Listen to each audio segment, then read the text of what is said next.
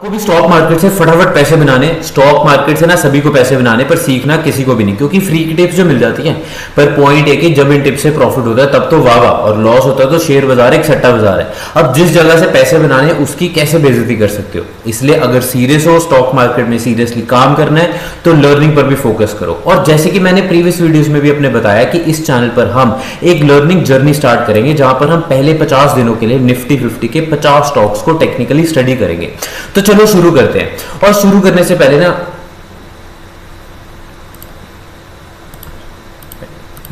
तो चलो शुरू करते हैं और तो चलो शुरू करते हैं। तो आज डे 12 पर हम निफ्टी 50 के 12 स्टॉक को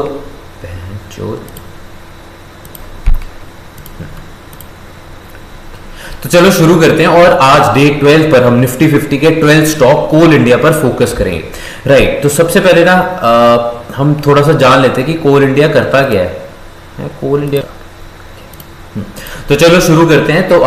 तो चलो शुरू करते हैं आज डे तो चलो शुरू करते हैं। तो आज डे 13 पर हम निफ्टी 50 के 13 स्टॉक कोल इंडिया पर फोकस करेंगे। अब फोकस कर ठीक है,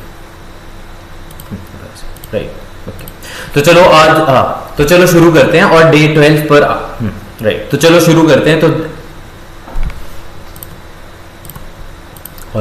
तो चलो शुरू करते हैं। तो आज डे 13 पर हम निफ्टी 50 के 13 स्टॉक कोल इंडिया पर फोकस करेंगे। ठीक है, तो अब मैंने क्या किया है, अब मैंने ट्रेडिंग व्यू पे हमारे पास हम एक लॉन्ग टर्म टाइम फ्रेम पे देखेंगे कोल इंडिया को। मैंने ट्रेडिंग व्यू पे मंथली चार्ट खोला है, इसका हम कोल इंडिया खोल लेते हैं और साथ के साथ ही हम ये देखते हैं कि कोल इंडिया है क्या। अब कोल इंडिया ऑलमोस्ट सबको पता है कि कोल इंडिया एक पीएसयू स्टॉक है जो कि हमारे को ऑल ओवर इंडिया कोल प्रोवाइड करता है। इसकी बहुत सारी एक्सट्रैक्शन माइंस बाहर भी हैं and it is a very good stock. मतलब डिविडेंड ले लो तब भी ये एक अच्छा डिविडेंड देता है, रिटर्न ले लो तब भी अच्छा रिटर्न देता है। पर अगर हम इसके मंथली चार्ट पे देखें तो आपको ये पता लगेगा कि अब क्योंकि अब हम वापस मंथली चार्ट पे आ गए कि कुछ देर तक ये अच्छा परफॉर्म नहीं किया था, पर अब लास्ट हमारे पास 2021, अब कोविड वाला टाइम तो जो है हमारा जो कोविड वाला टाइम है उसको इग्नोर करते हैं, क्योंकि उस टाइम पे जितने भी स्टॉक्स थे वो सारे के सारे हमारे पास एक पॉइंट के बाद राइज ही किए थे, इसलिए हम वो वाला एस्पेक्ट नहीं लेते। राइट, पर अगर हम 2023 या 2022 के आसपास जाएं, वैसे 2023 is a good point two start with, क्योंकि यहाँ से नॉर्मल हो गया था थोड़ा सा। तो यहाँ पर स्टॉक जो है हमारे पास एक अच्छा इसने मोमेंटम पकड़ा, एक बहुत ही ज़्यादा अच्छी हमारे पास अपवर्ड ट्रेंड देखा इस पर्टिकुलर स्टॉक ने, जो कि ऑलमोस्ट हमारे पास 223 से लेके 537, मतलब कि 537 माइनस 223 डिवाइड बाई 223, मतलब कि हमारे पास ऑलमोस्ट 140% का रिटर्न दिया इस पर्टिकुलर स्टॉक ने एक साल के भीतर। यहाँ एक साल, एक महीना या एक साल 2 महीने के बीच में 140% रिटर्न, जो कि बहुत ही अच्छा रिटर्न है। और उसके बाद हमारे पास 1 अगस्त 2024 से इसने एक रेजिस्टेंस फेस की, जो कि रेजिस्टेंस हमारे पास मंथली चार्ट पे 545 546 के आसपास था। और यहाँ से ये स्टॉक वापस से हमारे पास नीचे आया। एक आप देख सकते हो ये एक डाउन ट्रेंड था। उस डाउन ट्रेंड में हमारे पास हम देख लेते कि इसने कितना रिट्रेस किया। तो 545 माइनस 360 अप्रॉक्स वैल्यूज़ ले रहे हैं हम, डिवाइड बाय 545, तो यहाँ से हमारे पास ऑलमोस्ट 34% जो है, ऑलमोस्ट 1 से 1.5 महीने में ये स्टॉक हमारे पास 2 अगस्त 2024 से लेके ऑलमोस्ट दिसंबर 2024 तक ये हमारे पास इसने 34% की रिट्रेसमेंट दी। राइट, तो मैं ये वाला जो है पार्ट ठीक है, इसको ऐसे रहने देते हैं। और उसके बाद अगर हम देखें तो हमें ये पता लगता है कि ये जो स्टॉक है इसके बाद हमारे पास दिसंबर से लेकर ऑलमोस्ट 1 साल, लाइक दिसंबर 24 से लेकर दिसंबर 25 तक हमारे पास इस पर्टिकुलर रेंज में ये कंसोलिडेट करता है। अब मैं इसको तो रिमूव करता हूँ,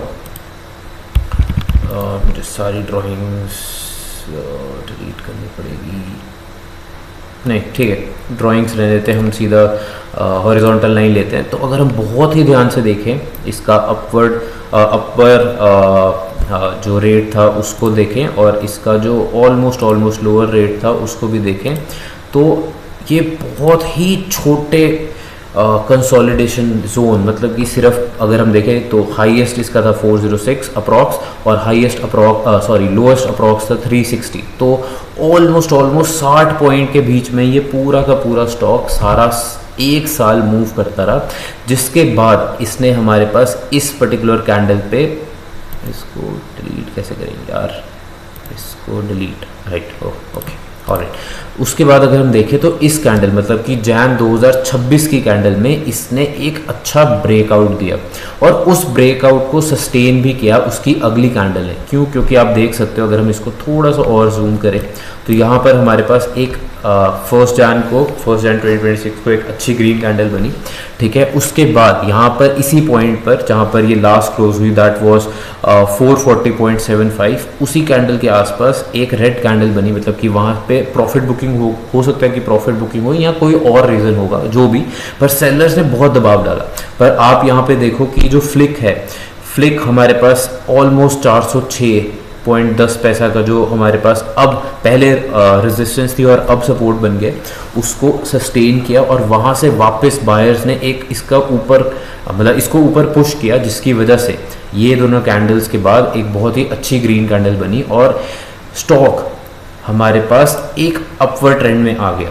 ऑलमोस्ट हमारे पास एक, नॉट ऑलमोस्ट बट एक अच्छा डिसेंट सा अपवर्ड ट्रेंड आया। दो अभी यहाँ पर ये इस पॉइंट पे ऑलमोस्ट हमारे पास 486 की जो रेंज है उस पे ये स्टॉक थोड़ा सा स्ट्रगल कर रहा है। पर अगर हम ये वाला पॉइंट फिर भी मिस आउट कर रहे हैं या इसको थोड़ा टाइम के लिए इग्नोर करें, तो हम ये देख सकते हैं कि पहले एक डाउन ट्रेंड आया, फिर एक साल तक कंसोलिडेशन हुई इस पर्टिकुलर स्टॉक में और फिर वापस से एक ब्रेकआउट दे के ये स्टॉक ऊपर जा है। अब बहुत सारे चांसेस हो सकते हैं और बहुत सारी पॉसिबिलिटीज़ हो सकती है, या तो ये स्टॉक ऊपर जाएगा या ये स्टॉक नीचे जाएगा, या ये स्टॉक डबल टॉप फॉर्मेशन बनाएगा, मे बी कुछ भी हो सकता है। अब ये तो हमें फ्यूचर में पता लगेगा, राइट। तो हमें मंथली चार्ट पर ये पता लग गया कि स्टॉक ऊपर गया, उसके बाद हल्का सा डाउन आया, एक कंसोलिडेशन मोड में आया और फिर से एक अपवर्ड ट्रेंड में आया। And let's see how this particular stock moves on the monthly chart going forward, right. अब हम ये भी देखते हैं, ठीक है, हमने सारा मंथली चार्ट देख लिया। अब हम लास्ट 4-5 मंथ्स का जो अगर हम ट्रैक करें तो इसको देखते हैं कि वीकली चार्ट पर ये स्टॉक ने कैसे परफॉर्म किया। Okay, right. तो हम क्या करते हैं, इसी स्टॉक का वीकली चार्ट खोल लेते हैं। Okay, right. तो हमने, आपको अगर याद होगा, ये कंसोलिडेशन फेज देखा था, पर अब हम कंसोलिडेशन फेज के आगे जाएंगे। ऑल राइट, ठीक है। तो अब हमारे पास वीक भी ख़त्म हो गया एंड अगर हम सिर्फ ये वाला पर्टिकुलर जोन, ये वाला, सॉरी, राइट, अगर हम ये वाला जोन जो है पर्टिकुलरली देखें, ठीक है। अब आप इसी ब्लू सर्कल या ब्लू स्क्वायर जो भी है, इसी, अरे ऑलराइट, सॉरी, ओके। सो अगर हम यही ब्लू वाला स्क्वायर देखें तो इसके अंदर हमें ये पता लगता है कि स्टॉक जो था हमारे पास, स्टॉक में एक जो 27 जैन 2026 में एक कैंडल बनी, बहुत ही गंदी कैंडल है। क्यों? क्योंकि इसने एक अपवर्ड हमारे पास रेजिस्टेंस बनाई, जो कि ऑलमोस्ट मैं ये सारी ड्राइंग्स वापस से रिमूव कर देता हूँ, आपके पास फोकस होना चाहिए, आप फोकस रखना ये पर्टिकुलर एरिया पे। तो इसने हमारे पास 460 के आसपास हमारे एक रेजिस्टेंस बनाई, राइट। और उसके बाद स्टॉक वहाँ से, ठीक है, स्टॉक ने अपवर्ड मोमेंटम वापस से खींचा, राइट। बट अगर हम यहाँ पे देखें तो 2 मार्च 2026 को इसको फिर से ये वाली जो रेजिस्टेंस थी 460 के आसपास वाली, वो हमें वो इस स्टॉक को फेस करनी पड़ी।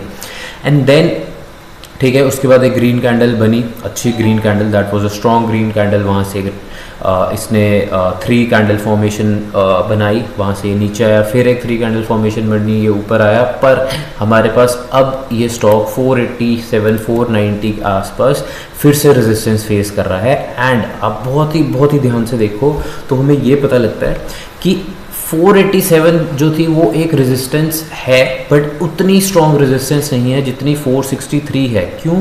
क्योंकि जब इस कैंडल ने एक रेजिस्टेंस जोन बनाया उसके बाद स्टॉक ने ट्राई किया इस रेजिस्टेंस को तोड़ने का, वापस रिट्रेस किया, फिर ट्राई किया इस पर्टिकुलर रेजिस्टेंस को तोड़ने का, पर वो इस रेजिस्टेंस को सस्टेन नहीं कर पाया और यहाँ पे एक हमारे पास 4 मई 2026 को एक बहुत ही स्ट्रॉन्ग रेड कैंडल बनी जिसने पूरी की पूरी पिछली ग्रीन कैंडल को ऑलमोस्ट इनगल्फ कर लिया। और यहाँ पर ये पॉइंट पे मतलब लास्ट 2 मंथ्स मतलब एज इन लास्ट 2 वीक्स पे 11th में और 11th में और 18 में वाला जो वीक था उसमें हमारे पास बहुत ही वीक कैंडल्स बनाई हैं, but that week candles are also closing below 463। इससे हमें पता लगता है कि जो स्टॉक है वो थोड़ा सा अब वीकनेस शो कर रहा है। वीक होगा कि नहीं वो तो स्टॉक के जो एक्शन प्राइस एक्शन होगा या मूविंग फॉरवर्ड जो भी फ्यूचर आएगा उसके अकॉर्डिंगली हमें पता लगेगा कि ये कैसे मूव करेगा। बट अभी देखने में ये ऐसे पता लग रहा है कि जो 463 है ये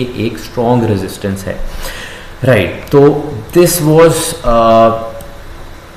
a basic technical analysis for this stock and I hope आपको कुछ ना कुछ ज़रूर सीखने को मिला होगा। अगर आप पहले से ट्रेडिंग करते हो फिर तो और भी क्लैरिटी मिली होगी, पर आपको मैं फिर से ये बोलना चाहूँगा, प्रीवियस वीडियोस में भी मैंने बहुत सारे स्टॉक्स का टेक्निकल एनालिसिस किया है और उसमें भी बोला है और यहाँ पर भी मैं बोलूँगा कि जो भी हम टेक्निकल एनालिसिस करते हैं इसका कोई भी लेना देना नहीं होता buy sell hold option shorting, कुछ भी रिकमेंडेशन नहीं है। ये सिर्फ प्योरली हमारे पास टेक्निकल एनालिसिस है फॉर एजुकेशनल पर्पस और हम करंट सिचुएशन मतलब कि जो भी हमारे पास कोई भी स्टॉक लेते हैं उसका करंट सिचुएशन चार्ट पर कैसा है, इसलिए आप अपने हिसाब से फर्दर एनालिसिस करो या फिर अपने फाइनेंशियल एडवाइजर से पूछ के ही कोई भी ट्रेड या इन्वेस्टमेंट करिए।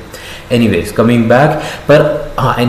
बैक, और अगर आप पुराने ट्रेडर नहीं हो और आपने नए शुरू किया है और आपको कैंडल्स और चार्ट्स बहुत ही कंफ्यूजिंग लगते हैं तो कोई बात नहीं, इंटरनेट पर बहुत सारा फ्री कंटेंट पड़ा है जहाँ पर आप कैंडल्स और बेसिक चीज़ें सीख सकते हो। और अगर आपको स्टॉक मार्केट से रिलेटेड स्ट्रक्चर्ड वे में सीखना है या फिर रेगुलर मार्केट अपडेट्स देखने हैं तो नीचे मैंने डिस्क्रिप्शन में टेलीग्राम और इंस्टाग्राम पेज का अपने लिंक भी दे दिया। वहाँ पर मैं रेगुलर बेसिस पे स्टॉक मार्केट से रिलेटेड अपडेट्स और एजुकेशन कंटेंट डालता रहता हूँ, तो आप मुझसे वहाँ कनेक्ट कर सकते हो। आज के लिए बस इतना ही, कल हम फिर से मिलेंगे एक नए स्टॉक पे चर्चा के लिए। तब तक के लिए सीखते रहें एंड गुड बाय।